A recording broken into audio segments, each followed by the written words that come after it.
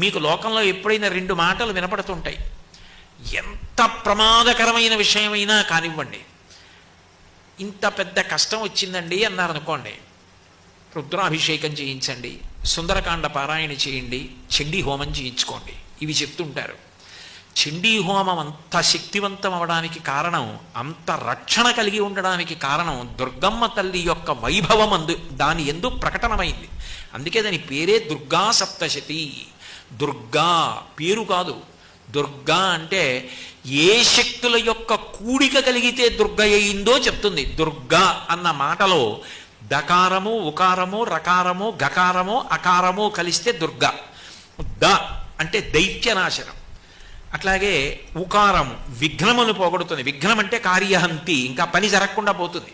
అట్లా జరగకుండా పోయేటట్టు చేయగలిగిన, విఘ్నమును తొలగించగలిగినటువంటిది ఆ దుర్గాలో ఉకారము.